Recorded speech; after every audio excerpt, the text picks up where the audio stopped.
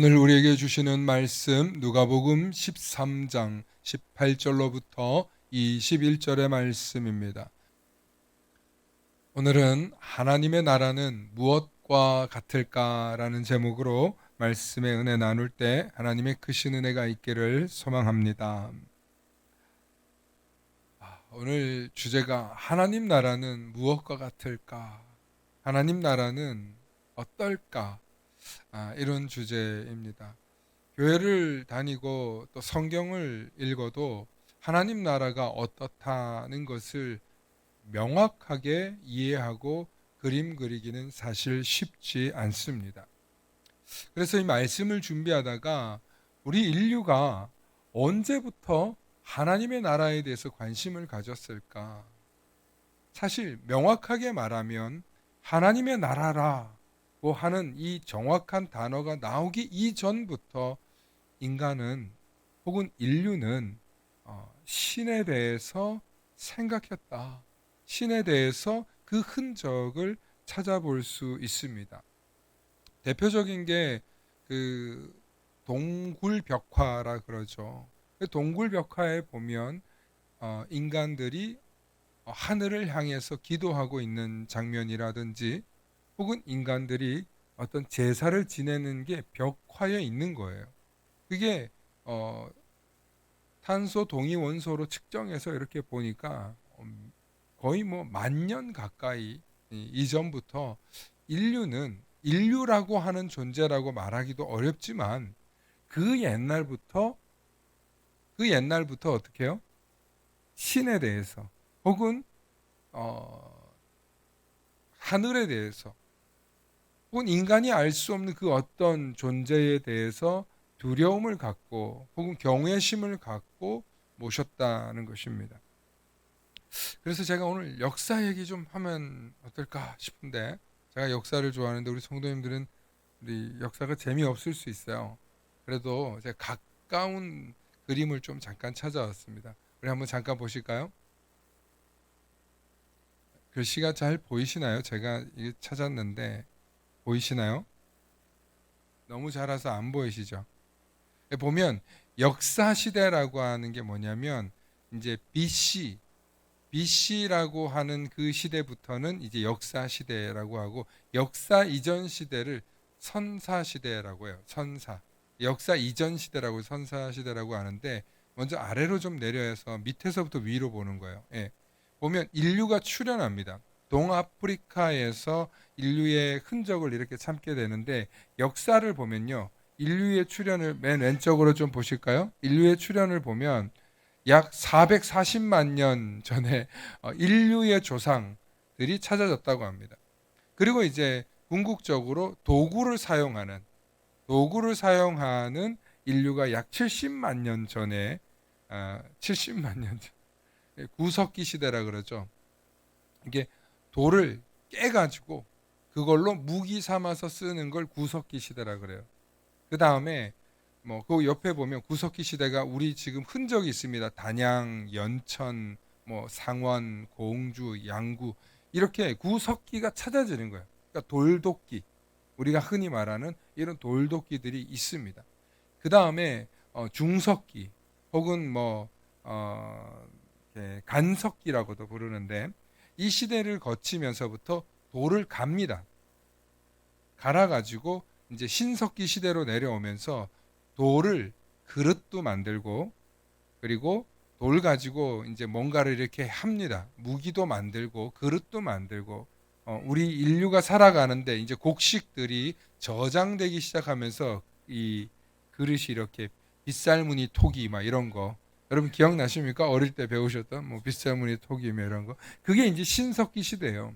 그러면서 이제 돌과 청동을 발견해 가지고 이걸 합쳐 가지고 이 청동이 발견되는 시대가 있는데, 그게 바로 우리가 성경에 말하는 누구냐?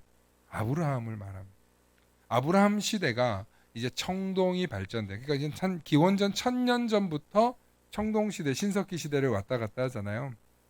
이때부터 아브라함이 등장합니다. 그리고 철기 시대가 오면서 이제 로마 시대, 철기 문화라고 로마 시대가 이렇게 확 건너뛰게 돼요. 그래서 청동기 시대와 철기 중간 시대가 바벨론 그 제국 시대고, 그다음 철기 문화가 완전히 강성한 게 로마입니다. 로마가 저렇게 갑자기 일어설 수 있었던 게 철기라는 이 무기가 달랐기 때문입니다. 그래서 이런 시대에 이 이야기를 제가 왜 하냐면, 이런 시대 때 인류가 죽음에 대해서 생각한 게 있어요. 죽음에 대해서. 그리고 인간이 죽어서 어떻게 될까? 인간이 죽어서 새로운 세상으로 가게 될 텐데, 그 새로운 세상에 대해서 잘 살아가기를 바라고, 그런 것을 기원하기 위해서 그 인류가 죽고 나면, 사람이 죽고 나면 그걸 모시는 게 있어요. 여러분, 사람이 죽고 나면 뭘 만듭니까? 고대 뭘 만들었어요? 무덤 만들었죠, 무덤. 근데 놀랍게도 우리나라에 이 청동기 시대, 그러니까 우리로 따지면 고조선 이런 시대인데요. 그 시대 때 어마어마한 무덤을 만드는데, 무슨 무덤 만듭니까? 그게? 그렇죠. 이 동네 사시는 분들은 참 박식하셔. 선사박물관이 이제 우리 장로님 댁 주변에 있는데, 저게 어디냐면 참 멋진 사진 있잖아요. 그죠? 저게 광화 부근리에 있는 고인돌입니다. 우리 어린이 조용히 좀 해요. 네, 우리 딸 좀 조용히 해요. 네. 자, 강화도 부근에 이런 고인돌이 많이 있는데요. 제가 이렇게 조사를 좀 해보니까 청동기 무렵 한반도는 고조선이라고 하는 나라가 있었다고 보는데, 대략 그 시기를 알긴 어려운데 2300년 전입니다. BC 2300년 전이에요. 그러니까 지금으로 따지면 약 4320년 정도를 보는 거예요. 그때부터 고인돌이 있는데요. 이 거석 문화라고 하는 고인돌이 우리나라만 있는 게 아니라 뭐 영국이나 뭐 그런 여러 지금 타히티나 이런 데도 있어요. 크대나 암석 같이 만들었죠. 그런데 우리나라에 무려 남한에만 3만 개가 있다면 3만 개. 남한에만 3만 개가 있고, 남북한을 다 합치면 이 한반도에 고인돌이 4만 개나 있다고 합니다. 제가 이걸 왜 얘기하려고 하냐면, 과거에 이 고인돌의 무덤이 무엇을 의미하는지 알기는 어려운데, 대부분은 그 지역의 가장 유력한 인물들, 지도자들의 무덤이었을 것이다. 혹은 지방의 왕들이나 그의 귀족들의 무덤이었을 거라고 보는 거예요. 그러면 오랜 세월 동안 한 천여 년 정도 동안 이 고인돌 문화가 만들어지는데, 농업이 번창하는 시기부터 더 이상 고인돌을 만들지 않게 되었다고 합니다. 고인돌 무게가 얼마나 되냐면 무려 제일 작은 게 한 100kg 한다. 제일 작은 게. 근데 평균적으로 200kg에서 좀 큰 거는 2톤 정도. 좀 큰 거는 2톤 정도. 그렇게 크게 한다고 합니다. 이렇게 많은 고인돌이 있는 것은요, 이 지역에 살고 있는 우리 한반도에 있는 많은 사람들이 죽음에 대해서, 혹은 인류가 그 죽음 이후의 세계에 대해서 굉장히 관심이 많은 그런 민족이었다는 것을 제가 엿볼 수 있습니다. 다시 역사시대 이전의 그 도표를 좀 보여주시기 바랍니다. 보면 철기 시대가 이후로 청동기 시대, 신석기 시대 보면 오른쪽에 보면 전국에 분포되었다고 되어 있어요. 고인돌이. 지금 저게 고인돌 분포도에 대한 설명입니다. 저게. 그러니까 철기 시대까지도 사실은 계속 있었어요. 계속 있었는데 그 이후로 만들어지는 것이 고인돌인데, 이때부터는요, 여러분, 인류가 힘도 세지고 무기도 강해지면서 인구 증가가 폭발적으로 일어난다고 합니다. 인구 증가가 폭발적으로 일어나면서 뭐가 일어나요? 나라가 생겨요. 우리가 잘 아는 뭐 삼한, 마한 뭐 이런 그리고 고조선 이후로 이렇게 점점 생겨나게 되는데, 그리고 나서 생긴 게 고조선 다음에 온 나라가 뭐죠? 우리가 고구려, 고려 뭐 이렇게 오지 않습니까? 그러니까 그런 시대들이 우리가 이렇게 보내게 돼요. 근데 이 과정 속에서 이제 본격적으로 인간이 뭘 하냐면 제사를 지내고 신에게 우리가 어떤 표현들을 하게 됩니다. 이처럼 제가 왜 갑자기 역사 수업을 하냐면 인류가 이 지구 말고 혹은 어딘가에 다른 세계가 존재할 수도 있다는 생각, 그 생각이 각 지역, 각 대륙, 각 나라마다 아시아, 유럽, 아프리카 등 사람이 존재하는 곳에서는 누구나 이런 행위를 했다는 것입니다. 누구나. 그래서 인류가 존재하는 모든 곳에서는 죽음에 대해서 사람들이 생각을 했고, 그리고 그 죽음 이후의 영혼을 신에게 맡기는 그런 일들이 있었다는 거죠. 그래서 무덤 문화가 화려해지고 무덤 문화가 연구를 하면 할수록 그 속에는 하나님에 대한 이야기를 하는데요. 놀라운 건, 정말 중요한 건 성경에서 하나님에 대한 이야기를 아브라함부터 사실은 시작되지 않습니까? 아브라함부터. 그 이전의 이야기는 좀 어렵지만, 근데 아브라함의 종교를 가지고 유대교가 이제 내려오는데 본격적으로 하나님은 이런 분이다. 너희가 율법을 통해서 알고 계시는 하나님은 너희가 잘못 알고 있다. 하나님은 이런 분이다 하고 명확하게 가르친 분이 있어요. 그게 누구냐면 예수님이에요. 예수님이 왜 위대한 선생이면서 또 위대한 예언자이면서 왜 예수님이 우리의 구원자라고 말할 수 있냐면 예수님이 오셔서 하나님 나라는 이렇다라고 명확하게 말씀하셨기 때문에. 예수님이 오셔서 제일 먼저 하신 일이 뭐예요? 하나님 나라가 가까이 왔으니 뭐 해라? 회개해라. 하나님 나라가 가까이 왔으니 회개해라. 여기서 말하는 하나님 나라는요, 크게 두 가지 의미예요. 정말 죽음 이후의 세계도 말하지만 예수님 자신이 하나님 나라라는. 따라합시다. 예수님이 하나님 나라다. 예. 우리가 계속 이거를 늘 말씀을 볼 때 이해하셔야 돼요. 예수님 이꼴 하나님 나라. 예수님 이꼴 하나님 나라를 창조하셨고 예수님 이꼴 하나님이 이 세상을 창조하실 때 같이 계셨다는 거예요. 우리가 이걸 계속 인식하면서 말씀을 봐야 돼요. 그래서 예수님이 이 세상에 오셔서 회개하라, 하나님 나라가 가까이 왔다는 얘기는 뭐냐면 회개해라, 내가 왔다.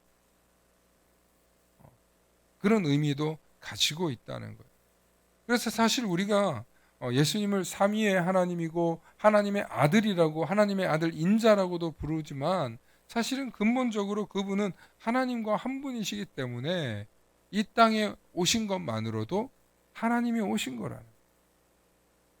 이것이 나중에 바울이 깨닫고 바울이 이것을 전하게 됩니다. 그래서 바울이 위대한 신학자라고 성경은 말하는 거예요. 그리고 나중에 토마스 아퀴나스라든지 혹은 성 어거스틴이라든지 이런 사람들이 예수님에 대해서 더 깊이 성경을 통해서 깨닫기 시작하는 거예요. 그러면서 하나님 나라가 어떻고 예수님이 누구고 십자가의 복음이 무엇이고 그것이 발전해서 나중에 종교개혁이 일어나는 루터까지 이어져서 야, 하나님은 말씀이셔. 오직 하나님의 은혜로 우린 구원받는 거야. 예수 그리스도가 우리의 구원자야. 이런 십자가 복음까지 오늘로 이어져 내려오는 해석까지 이어지는 거예요. 그러니까 깊이 올라가면 하나님 나라에 대해서 얼마나 인간이 인식하고 깨닫느냐의 과정이 있었고 그 다음에 그 하나님이 예수님이시고 그 예수님이 우리의 구원자시라는 것에 대해서 인류가 점점 깨달아가는 따릅시다. 신학의 발전이 있었다. 예. 그 과정에서 종교개혁이 일어난 거고 그 종교개혁을 통해서 오늘날 전 세계의 교회와 복음이 폭발적으로 일어난 거예요. 그래서 우리는 늘 잊지 말아야 돼요. 우리랑 동떨어져 있는 게 아니라는 거예요. 이 모든 역사 속에서 여기까지 교회로 발전해 오는 이 모든 과정이 하루아침에 이루어진 게 아니라 오랜 진화와 변화, 이게 진화론으로 생각하지 말고 개선과 진보로 이루어졌다는 것을 깨달으셔야 돼요. 그런데 지금 우리가 새로운 위기, 새로운 시대에 직면해 있어요. 우리가 이렇게 강론 중심적이고 성경 중심적인 것에 또 말씀 중심적인 것에 사람들이 슬슬 더 이상 다 아는데 뭐 혹은 더 재미있는 게 있는데 뭐 하고 지금 이러고 있는 시대를 살아가고 있거든요. 그럼 우리가 지금 여기서 아주 그 굉장한 도전에 직면해 있습니다. 오늘날 교회가. 교회 하나도 더 행복하고 더 재밌는 게 있는 거예요. 사람들이. 예배를 드리지 않아도 더 행복하고 재밌는 게 있는 거. 이게 지금 사실은 근본적으로 오늘날 교회의 위기입니다. 우리 아이들이 교회 와가지고 너 교회 와야 복 받는다. 예수 믿어야 구원 받는다. 여러분 이거 관심 없습니다. 지금 이 순간 나한테 뭐가 즐겁고 뭐가 재밌는가가 중요한 거예요. 그래서 정말 진짜 위기인데 이 위기 속에서 우리가 오늘 예수님이 가르치시는 하나님 나라에 대해서 다시 한번 생각해 보자면 과연 우리가 정말 하나님 나라를 원하고 있는지, 정말 우리가 하나님 나라에 들어갈 준비가 되어 있는 사람들인지, 예수를 믿기만 하면 예수님이 하나님 나라라고 했고 예수님이 천국 복음에 대해서 여러 가지로 설명해 주셨는데, 그래서 우리가 예수를 믿기만 하면 구원을 얻는다고 했는데 정말 예수님은 어디까지 어떻게 믿고 있는지 우리가 한번 보자는 거예요. 마태복음 5장 3절로부터 11절에 보면 예수님이 천국은 어떤 곳이다, 어떤 사람들이 가는 것이다 하고 자세하게 얘기하고 있어요. 그 대표적인 이야기들이 산상수훈이에요. 오늘 마태복음 5장 3절로부터 11절 말씀 함께 보기 원합니다. 여러분 말씀을 한번 보십시오. 심령이 가난한 자는 복이 있나니 천국이 그들의 거예요. 여러분 심령이 가난하다는 게 무슨 뜻이에요? 얼마나 어려운 말인지 몰라요. 제가 언젠가도 설교를 했지만. 두 번째, 애통하는 자는 복이 있나니 그들을 위로를 받고, 이건 좀 이해하기 쉽죠. 온유한 자는 복이 있나니 그들을 땅을 기업으로 받을 것이며. 여섯 번째, 의에 줄이고 목마른 자는 그들이 배부를 것이며. 여러분 맨 앞에는 천국이 그들의 것임이라고 했고요. 맨 마지막에 9절에 11절까지인데 9절부터 또 다시 보면 9절에 함께 읽습니다. 시작. 화평하게 하는 자는 복이 있나니 그들이 하나님의 아들이라 일컬음을 받을 것이며. 네, 하나님의 아들이라 볼 것이고 8절에 마음이 청결한 자는 복이 있나니 그들이 하나님을 볼 것임이라고 그랬습니다. 하나님을 본다는 것, 하나님의 아들이라는 것. 여기서 보면 다 현실에 있는 사람들이잖아요. 심령이 가난한 사람 어떤 사람입니까? 오늘 뭘 먹어야 될지, 뭘 입어야 될지 모르고 내일 어떻게 살아야 될지 모르는 사람들이 심령이 가난한 거 아닙니까?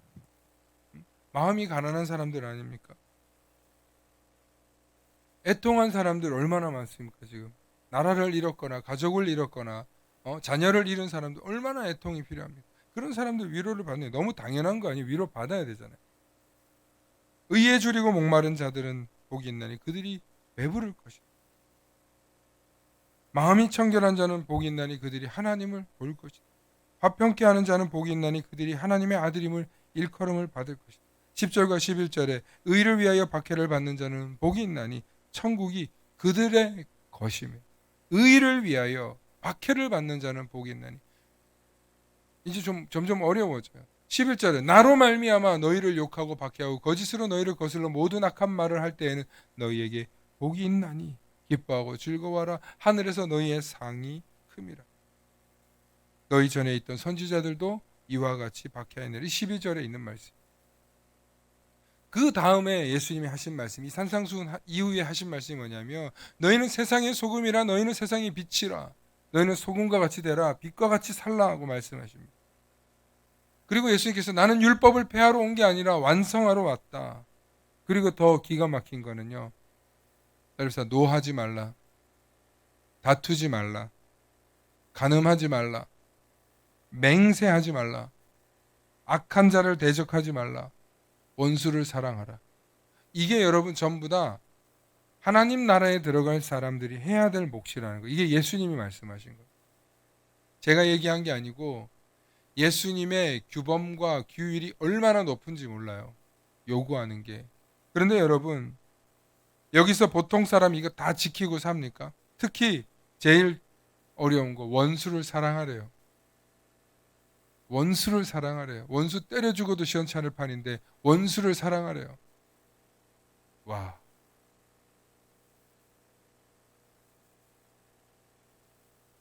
예수님이 말씀하시는 하나님 나라에 대한 여러분 규정은요. 너무 어려워요.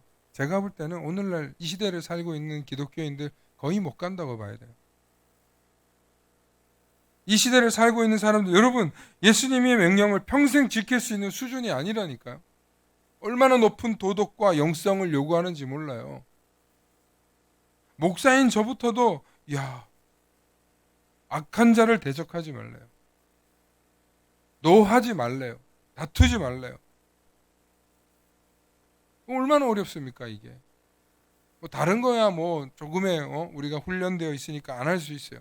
맹세하지도 말래요. 맹세하지도. 여러분 우리가 어떤 약속을 맺거나 뭔가 계약을 맺을 때 약속하지 않습니까? 그렇게 맹세하지 말래요. 그래야 하나님 나라에 간다는 거예요. 이 정도면 하나님 나라 다 포기해야 되는 거 아닙니까? 아니 예수님이 말씀하신 가장 충격적인 이야기 중에 하나가 부자가 하나님 나라에 들어가는 게 낙타가 바늘기에 들어가는 것보다 어렵다고 하신 말씀처럼 오늘 이 말씀들도요. 사실은 자세히 들여다보면 하나님 나라에 들어가는 게 기막히게 어렵다는 거예요.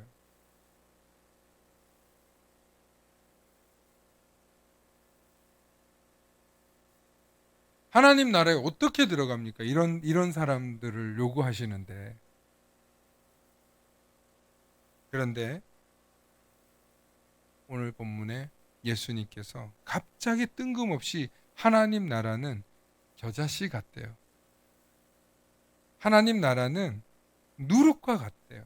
어떤 사람이 뿌리는 겨자씨 같다 그러고 어떤 여인이 반죽할 때 넣는 누룩과 같대요. 갑자기 여러분 겨자씨는 어떤 존재입니까? 진짜 요만하게 생겼거든요. 아주 작은 뭐 밥알보다도 작습니다. 그런데 그게 땅에 심으면 길게 자라면 3m, 더 길게 자라면 4, 5m까지도 자란대요. 씨앗이. 근데 사실 우리가 알고 있는 뭐 깨도 그렇고 아주 작은 씨앗인데 그게 자라면 폭발적으로 자라지 않습니까? 그러니까 이게 뭘 말하는 거냐는 거예요. 또 밀가루 반죽을 이렇게 했는데 거기다가 누룩을 딱 넣으면 그러니까 효소 뭐 이런 걸 딱 넣으면 막 커지잖아요. 빵이 막 부풀어 오르잖아요. 가지고 있었던 자기의 본래의 몸보다 막 이렇게 부풀어 오르잖아요. 예수님이 하나님 나라는 이렇대요. 갑자기 뜬금없이 하나님 나라에는 이런 사람들이 들어갈 수 없다 이런 얘기 해놓고는 갑자기 하나님의 나라의 풍성함에 대해서 말해요. 하나님의 나라는 자기가 한 것보다 자기가 이룬 것보다 자기가 해낸 것보다 더 크고 놀라운 풍성함이 있다는 거예요. 누구 때문에? 예수님 때문에. 겨자씨와 같이 누룩과 같이 풍성한 하나님의 나라는요. 은혜가 있습니다. 자비가 있습니다.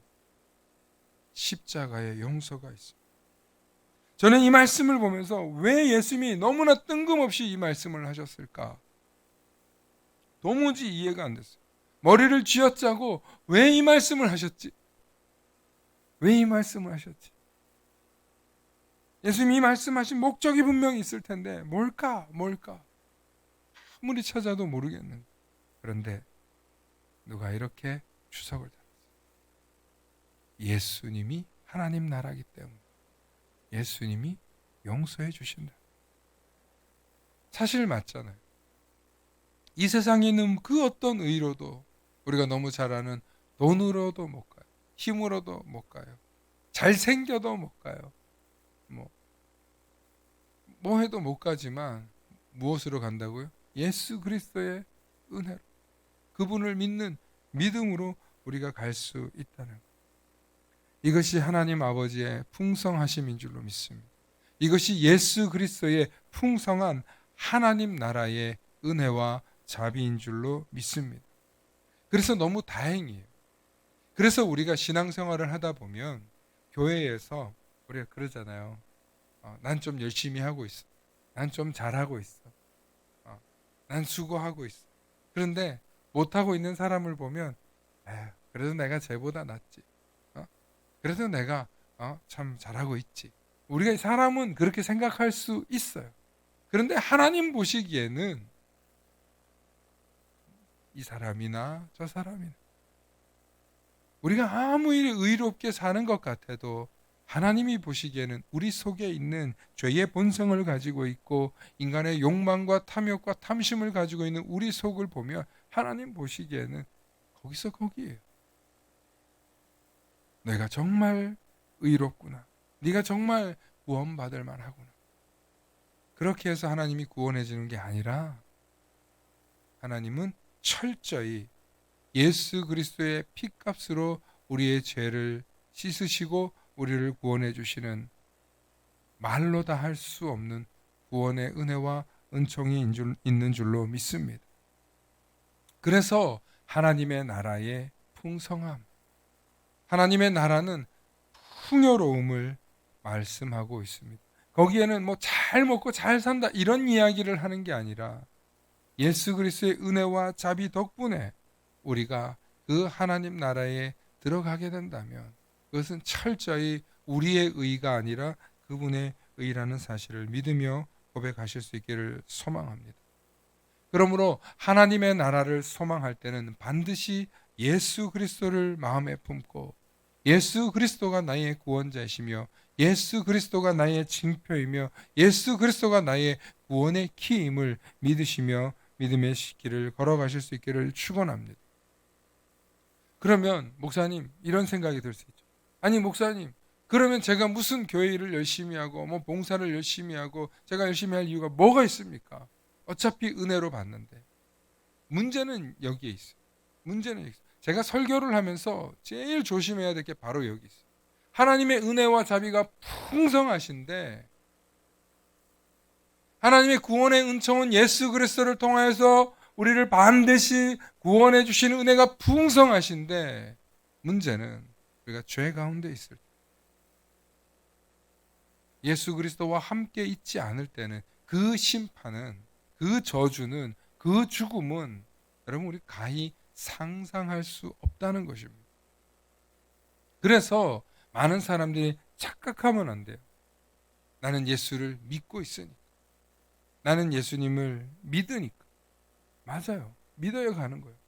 그런데 정말 예수님을 잘 믿고 있나요? 정말 예수님을 의지하고 있나요? 정말 예수 그리스도의 그 보혈의 은혜 앞에서 우리가 부들부들 떠는 두려움과 죄송함과 염려와 근심이 우리 안에 있습니까? 예수님이 나를 안 건져주시면 어떡하지? 예수님이 내 손을 붙들어주지 않으면 어떡하지? 하는 간절한 소망이 우리 가운데 정말 있냐고요. 제가 볼 때요. 많은 그리스도인들이 착각하고 있는 게 예수님의 그 은혜에 대한 간절한 그 보혈의 피에 대한 소망이 약해요. 자꾸 잊어버려요. 그냥 상징적으로 생각하는 거예요. 예수님 날 구원해 주셨다. 찬양 부르고 노래 부르고 그리고 일주일 동안 주님을 위해서 하는 건 하나도 없으면서 주님을 위해서 봉사하는 건 하나도 없으면서 정말 주님을 위해서 내 시간과 마음과 정성은 들이지 않으면서 마음속으로만 제가 늘 말씀드립니다. 여러분 그렇게 양심 없는 그리스도인들은요 나중에 다 갈라진다는 거예요. 성경에서 쭉정이와 가라지. 그래서 예수님께서 엄히 심판하신다고 좌로 우로 갈라서 심판하신다고 분명히 말씀하셨습니다. 무엇보다도 가난한 자들과 빈자들과 힘없는 자들과 과부와 고아들에 대해서 너희들이 신경 쓰지 않은 사람들, 자기 이익과 욕망을 위해서 살아가는 사람, 예수님 그냥 두지 않는다고 했어요. 무서운 말씀. 자기 이익과 자기 배를 배불리는 자들. 그러니까 여러분 우리가 신앙생활 하면서 이 자리가 무슨 공연장도 아니고 우리가 무슨 신앙생활의 어떤 자기 만족을 위해서 드리는 자예요. 정말 철저히 주님의 은혜와 예수 그리스도의 보혈의 피로 내가 구원받아야 된다라는 그 간절한 마음의 자세와 고백이 이 예배당에 오면 있으셔야 될 줄로 믿으시길 축원합니다. 그래서 교만할 수 없어요. 그래서 주님 전에 와서 우리가 겸손히 머리를 조아리는 거예요. 주님, 내게 은총을 베풀어 주시옵소서. 주님, 나를 구원하여 주시옵소서. 나의 의는 아무것도 없사오니 주님, 나를 불쌍히 여겨주시고 나를 긍휼히 여겨주시고 오직 주님의 은혜만이, 주님의 자비만이 나를 구원하십니다. 주여 나를, 따라해봅시다. 주여 나를 불쌍히 여기소서. 여러분, 이게 우리 신앙의 가장 기본이. 세상에서 아무리 위대하고 아무리 뛰어난 사람도 이 전에 나와서 주님의 말씀 앞에 나와서 우리의 태도는 어떻게 해야 되냐? 주여 나를 불쌍히 여겨 주시옵소서. 그런 태도가 저와 여러분에게 있으시기를 축원합니다. 그런 마음의 자세로 주님 앞에 설 때 우리의 죄사함도, 우리를 향한 긍휼하심도, 자비하심도 영원한 줄로 믿습니다. 그 사실을 잊지 마시고 우리가 하나님 나라를 소망하며, 하나님 나라는 이렇다 저렇다 다양하게 설명하지만 궁극적으로 하나님은 나라는 어떤 사람이 가냐? 잘난 사람이 가냐? 말씀을 잘 지킨 사람이 가냐? 말씀대로 산 사람이 가죠. 그런데 그것으로 자기 의를 뽐내는 사람이 가는 게 아니라 그 말씀 앞에 나의 죄의 부끄러움을 고백하고 주여 나를 불쌍히 여기시옵소서 고백하는 자가 가는 곳인 줄 믿으며 언제나 겸손히, 언제나 주님 앞에 머리를 조아리는 그런 믿음의 백성들 되실 수 있기를 소망합니다. 함께 기도하시겠습니다. 사랑의 아버지 하나님, 은혜가 풍성하신 아버지 하나님, 하나님의 나라가 겨자씨와 같고 누룩과 같은 것은 하나님의 자비와 은혜와 긍휼이 풍성하시기 때문임을 오늘 이 시간 다시 한번 배웁니다. 하나님, 이 말씀을 통하여서 하나님의 한없는 은혜와 자비와 은총을 우리가 바라고 소망하오니 주여 우리를 불쌍히 여겨주시고 긍휼히 여겨주시고 우리에게 구원의 은총을 베풀어 주시옵소서. 날마다 주님 전에 나올 때마다 주님의 귀한 구원의 은총을 사모하며 엎드리며 머리를 조아릴 때마다 우리를 긍휼히 여겨주시고 구원의 문을 활짝 열어 주시옵소서. 오늘도 겸손히 주님 앞에 나아가는 우리를 긍휼히 여기시고 또 사랑으로 품어주실 줄 믿사오며 사랑 많으신 은혜가 풍성하신 우리 주 예수님 이름 받들어 간절히 기도 올리옵나이다. 아멘.